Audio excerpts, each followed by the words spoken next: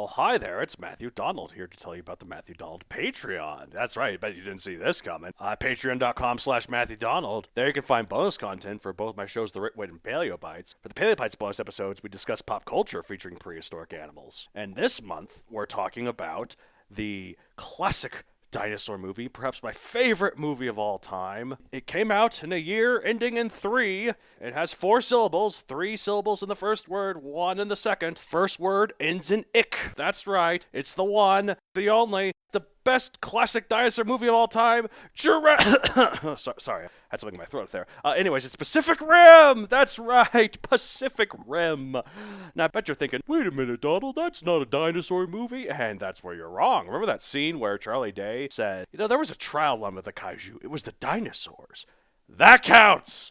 It's my favorite movie of all time, guys. We just wanted an excuse to talk about it. In fact, we want such an excuse to talk about it, they're probably going to talk about it every year. Check out the link in the description for our first of our annual Pacific Rim episodes for the Patreon. Thank you for your support and have a wonderful day. It's great. Life's so great. Roar, growl, snarl, bellow. Welcome to Paleobites, the podcast that, because I just recently got the booster shot, puts the soar in dinosaur. It hurts, but it's worth it. Anyways, my name's Matthew Donald, and each week I and a rotating series of guest co-hosts talk about and rate a genus of prehistoric animal, be it dinosaur, mammal, arthropod, and so on. This week, I'm joined by famed bus driver, famed adventurer, famed, what else do you do? Well, quite a... Yeah, I was going to say, you do so much. Famed, like... I am a jack of all and master of none. Yes, indeed. I don't know, you're way more master at some things than I am. Anyways, it's Natasha Krech. How are you? I'm doing well. How about you? I'm doing great, other than my sore arm, but... I'm doing... Because, like, I have a baby to protect. My niece is a year old, so... and until they get vaccines for her, we're all going to get the boosters. So, that is what it is, but... this pandemic, it will never end. It seems that way. Although, from what I've read, okay, also, by the way, we're recording this on December 11th. I think this comes out like in January sometime. But from what I've read, the Omicron variant, however you pronounce it, is, again, like most pandemics tend to do, more contagious, less deadly. So... So it's on its way to becoming basically the common cold. Yes, that is the hope. Like, eventually, if you look at, like, because I go to, like, worldometers.com or .org or .gov or whatever it is, I don't know, and I look at it every day, and you can even see that, like, while case numbers and new cases have continued to remain stable, death numbers, there's a clear downward slope. Mm-hmm. So, yeah, hopefully it gets to the point where, like, whether you get the vaccine or not, whether you wear a mask or not... Like, it's just whatever. It's just a disease. Obviously, if you're immunocompromised, you'll have issues, but that's true of any disease, so... Yeah. That's... And I don't talk about this super openly, but the chances are I tangled with the virus very, very early on because I was a transit operator. Yeah, exactly. You're exposed so much. Honestly, those in the transportation industry were ignored pretty early on. No, I remember you telling me, it's like, you guys... got this. You guys saw that it was happening before it actually... Well, yeah, I remember that a good portion of my former Longmont bus yard, I've changed careers. Mm-hmm. A lot of us got viciously sick late 2019, early 2020. And so when we started seeing that they were talking about this, a lot of us realized our symptoms lined up almost to a T. Oh, yeah. For me, I did end up with a long-term effect where I get vicious migraines. Oh, yeah. And I use Monster Energy drinks medicinally. Nice so word, this medicinally. is not a promo for Monster Energy drinks. This episode is sponsored by Monster Energy drinks. But no, I get that. Be careful with the darn things. They have so much stimulants, but then again, if you look at what's in Excedrin, it's not much better. Right. And that's the thing. Like, you have been exposed to that stuff. You are double vaxxed, though, right? I think. Yes. Okay, so that's fine, honestly. Like if get whatever you want. Like, I mean, I recommend everyone get vaxxed. In terms of the booster shot, like, whatever you feel is the most comfortable, I say. Like, I think, we're, again, with the Omicron variant being less deadly, you should be fine if you're, I don't know. It's, again, whatever you feel is best for your own judgment. Again, I know we don't like... I believe in safety, despite my harsh sounding views. For those of you who know me in person, you come across kind of harsh. But but intense. I actually care. Yeah, no, I know you do. So please do work with your medical professional on what's best for you. Yes. Get double vaxxed after that. Do whatever you want. But if you do decide to get the booster, it's completely safe. So just again, whatever you want to do. Again, except you might get sore like I did. Be putting the sore in dinosaur. Ugh. Oh man. Moving my arm here. Okay. So dinosaur-related question. Okay. All right. Speaking of COVID, if there could be a new, oh God, why do I come up with these things on the spot? I need to plan these in advance. Come on, people love it when we go on the fly. Oh yeah, indeed. Oh man, so our tangents are legendary. if you had a new variant of COVID or just any disease, actually makes more sense, that was themed around dinosaurs, what would it do to the human body? Ooh. You're talking to a person who has read way too many comic books. Yes. Watches way too many. Honestly, if I were a supervillain, Yes. I wouldn't go for something so obvious that targets the respiratory system. Oh. I would not go obvious. I'm sorry, but Yeah. come on. So what would you do instead? Was it just like done visually? Just you look at someone like, that's it? Nah. If I were to spread a virus, I'd target the water supply. Oh, yes. And again, it would. If I wanted to control human population, I would make it super subtle. I would, go for fertility. Okay. And make it so It sounds like you've thought a lot about this. Honestly, there have been times when the open road starts talking and my inner supervillain starts Yeah, talking. it's just like and you're it's driving oh, the bus. You're driving the bus and your mind wanders. I mean, Route 228 on a bad day. Oh dear heavens. Okay, so how would it be dinosaur themed though? Would it be like you would suddenly only have 2 fingers? That would be a hilarious Get indicator. sharp teeth. Slowly become a little some, bitty T-Rex. Maybe some elongation of the canines. Yeah. To make it a little bit Become obvious. dino zombies. Ooh, dino zombies. That would be fun. Maybe they start hallucinating the dino zombies. So it's actually not really dinosaurs. It's all in their head. Right? And, we could come... Is there any dinos that are named in something kind of scary? I mean, yeah, there's Tyrannotitan. Ooh. There's T-Rex, obviously. There's Scorpiovenator. Ooh. I'm trying to think of like one that's like... Scorpiovenator sounds creepy and super villainy. Oh, there's actually a dinosaur literally called Thanos. Yeah, but we don't know enough about it. And let's be honest...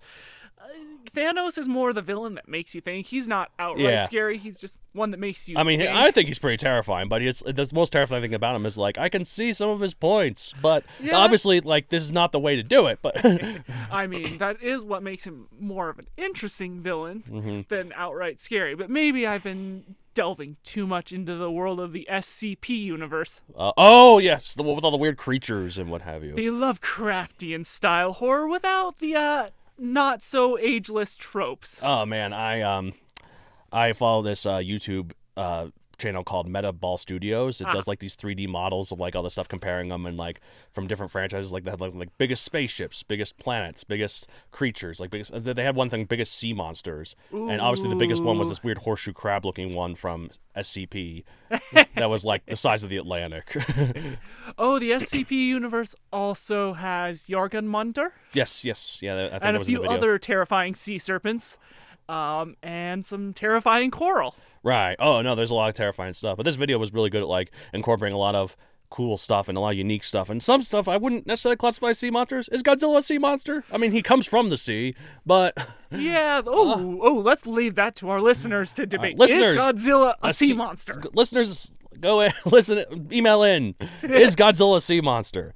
Man. In the... Monsterverse, he does have gills as well as lungs, so... Oh, so maybe he's technically an amphibian. Yeah, anyways. Okay. Speaking of none of that, I guess we're going into the chambers of prehistory. And speaking of chambers, we're talking about Camarasaurus, or chambered lizard. There we go. That was my...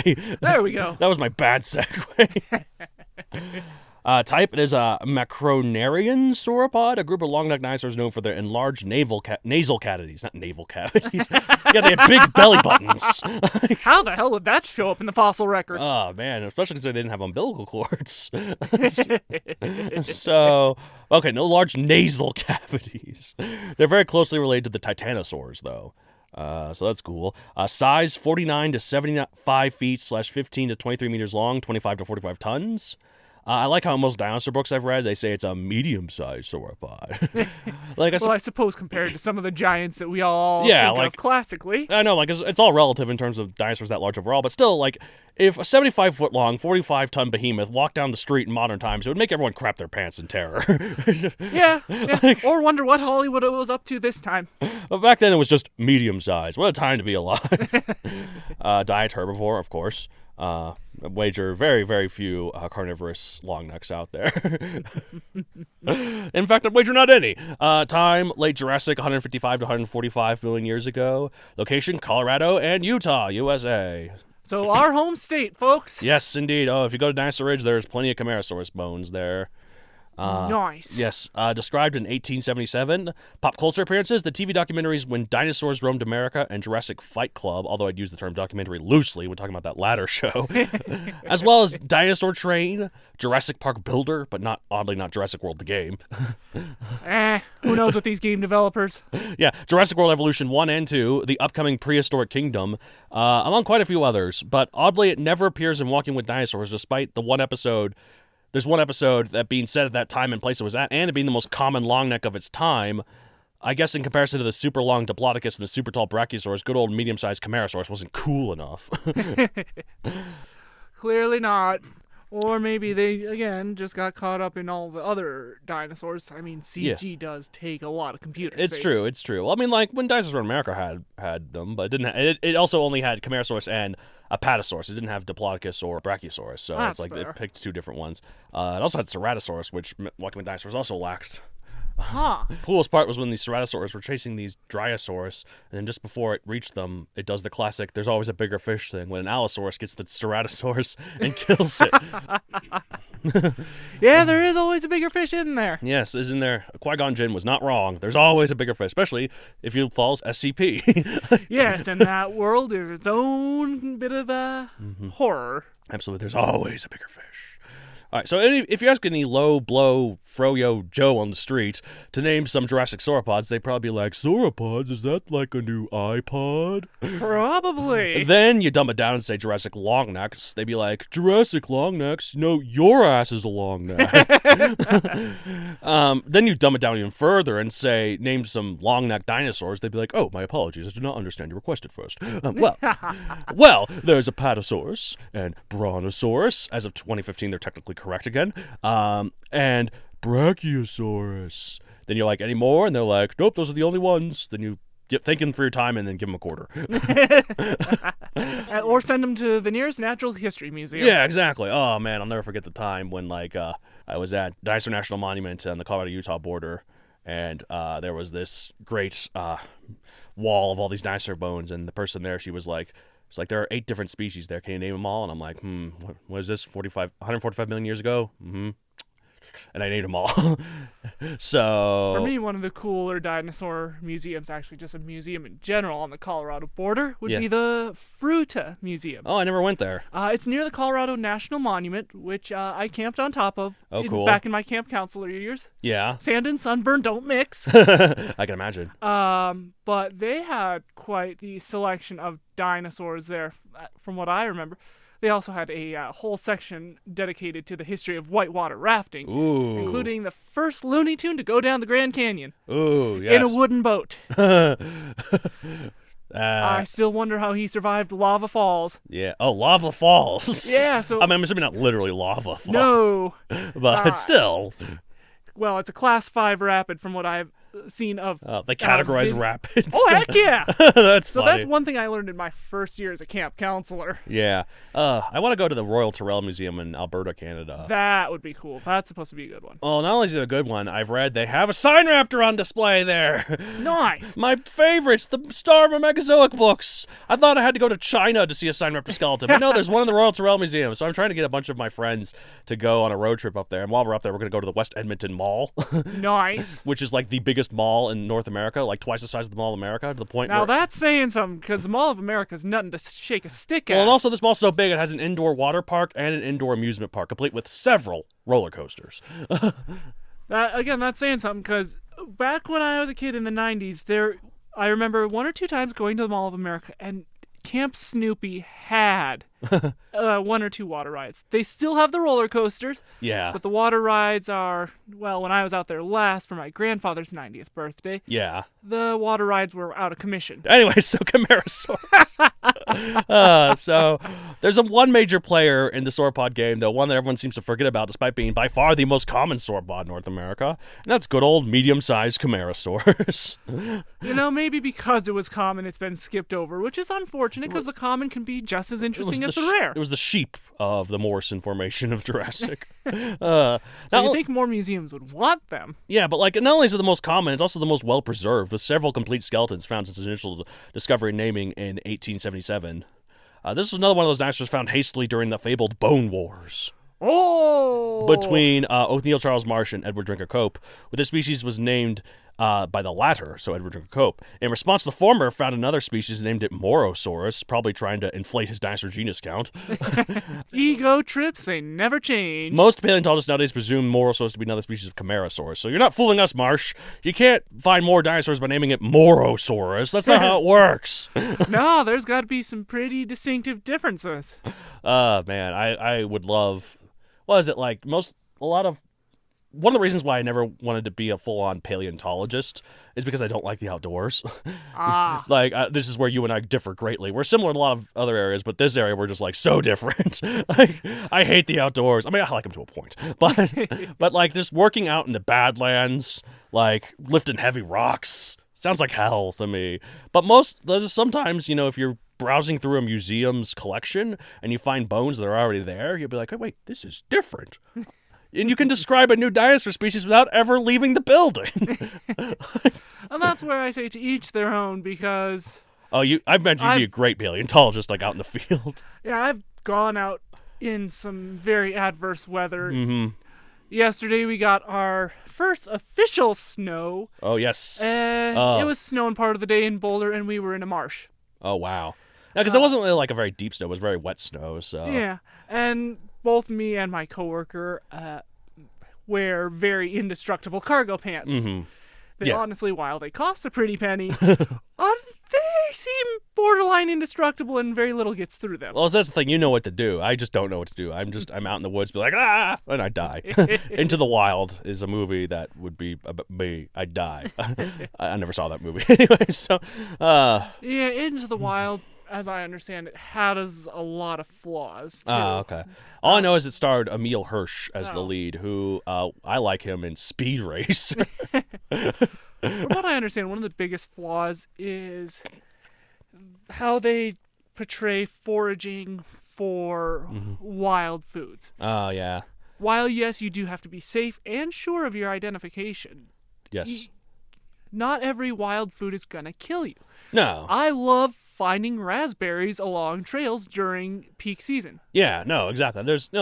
I'd wager, most foods there are meant to be eaten by animals, so why would they kill us? One of the biggest things to look for, and this will vary region to region, is insect and animal damage. Oh, yes. Insect and animal damage will show you that it's being eaten regularly. Oh, and so you want to eat the ones that have been eaten by other animals. With caution, because deer can digest certain things that we can't. I guess that's true, yeah. So. Same with any other ungulate, raccoons. Well, I mean, they also, they're not really grazers, but, grass. Grass is so hard to digest. Just because certain animals can eat grass does not mean we can. No, we actually can't. Yes, we're like dogs. For a really good example of that is, nightshade, belladonna. Yeah. You will almost never see a lot of insect damage on that. Oh, so don't eat it. Yeah. Well, and it's got it's a beautiful plant. Yes. We don't have it here in Colorado. Yeah, I was going to say, I don't recognize that name, so. Atropa belladonna. It is better known as deadly nightshade. Oh, well then, yep. No, don't eat it. Guess what? Several members of the nightshade family are totally edible. Oh, which ones? Tomatoes. Tomatoes are directly related. This makes sense why you always want to talk about different prehistoric plants, because you seem to know your horticulture, your botany. I'm a hobbyist gardener. I have quite the collection of indoor houseplants that sometimes I propagate for people. Yes. I'm working on a couple propagations of pothos. Ooh. Pothos are one of the most common house plants, but they are fun and easy to take care of. All my plants in my apartment are plastic. I could probably kill cacti if I wanted to. Some cacti are actually surprisingly finicky. Okay, well then I guess I don't feel too bad. Okay, all right. So Camarasaurus had a relatively short neck and tail compared to other sauropods, with the animal being more stocky and robust rather than the long and slender Diplodocus or Apatosaurus. Despite its short neck, though, chambers in its nose, where it gets its name, allow it to more efficiently inhale oxygen, which with its heart able to pump blood up to its head more easily because of this, and therefore Camarasaurus could hold its neck up almost completely vertically, unlike Diplodocus or Apatosaurus, which held theirs more horizontally. And that's interesting to know, and I bet you it was very sound-based, but, it's hard to tell. Yeah, I mean, most times in, like, movies and what have you, they make long necks make whale noises because they're basically land whales. Like, well, at least in terms of size, not in terms of anything else. But yeah, well, it would have been interesting to hear their range of vocalizations. If they're better able to breathe, then they're better able to vocalize. Right. Think. Yeah, exactly. Especially like with something like that, maybe it would sound like an elephant or something. Perhaps. And also, there's been some speculative art of different long necks like Brachiosaurus that sort of envision it with a little bitty trunk too. Oh, almost like a tapir. Yeah, almost like a tapir. And again, this is purely hypothetical. Like, there's no evidence for it, but like if you're looking like where the nostrils are, like some people are like, that wouldn't fossilize, so why not? I mean, they do have a point. So, yeah. We all know here on this podcast that soft tissue really doesn't fossilize except under extremely rare circumstances. Well, that's why, and I've talked about this on the podcast before, the origin of the Cyclops came from them finding elephant skulls and seeing, what is that big hole in the middle? I mean, I don't blame him. I could see it. Like, that must be a giant eye socket, right? I mean, yeah, considering what we didn't know at the time. Yeah. I could honestly understand why, without the tusks, they would see a Cyclops. Exactly. Camarasaurus shared its environment with these other species as well, which makes me wonder how in the world this place could handle so many different giant long-necked dinosaur species. And there's more, too. There's Barosaurus, Brontosaurus, and Brachiosaurus as well, with some outliers like Amphicelius and Supersaurus as well. So we had an impressive array of sauropods here, oh, is what yes. you're saying. That's a lot for one area and one part of time, especially considering most habitats tend to support only one species for each ecological niche. Mm-hmm. So how did this work?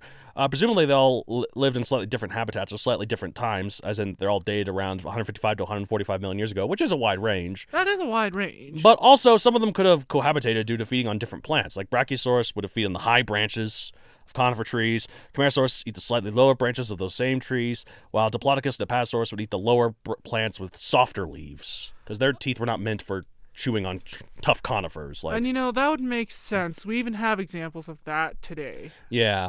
Well, it's because, you have different places with, all these different creatures, but, there's always, elephants and rhinos cohabitate, and they're both giant herbivores. Yeah, but it'd be more like if there's, here's an elephant, and here's another type of elephant, also on the Serengeti. I think, and our listeners will have to correct me if I'm wrong, there are places where the elephants we think of on the Serengeti and the African bush elephant do cross over. That's true. I guess there's a different subspecies. Sort of like how there's the plain zebra, and then there's the mountain zebra. Yeah, and all the different species of giraffe. Yeah, that's true. Reticulated giraffe, Maasai reticulated giraffe, or whatever other ones. African forest elephant.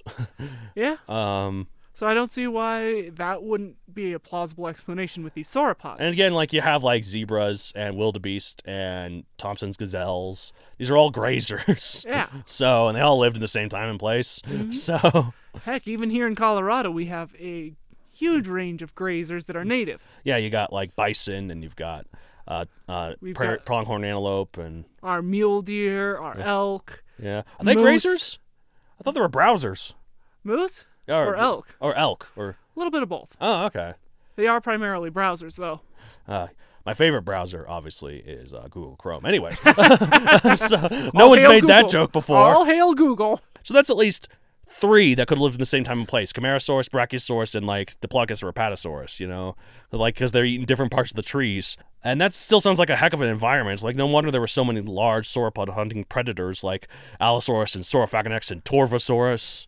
Maybe we shouldn't go there, actually. If given the option to time travel back there, let's just not, shall we? We're probably gonna get stepped on by something. Yeah, that'd be the most pleasant death. Just, at least to be quick. our TARDIS would be squashed.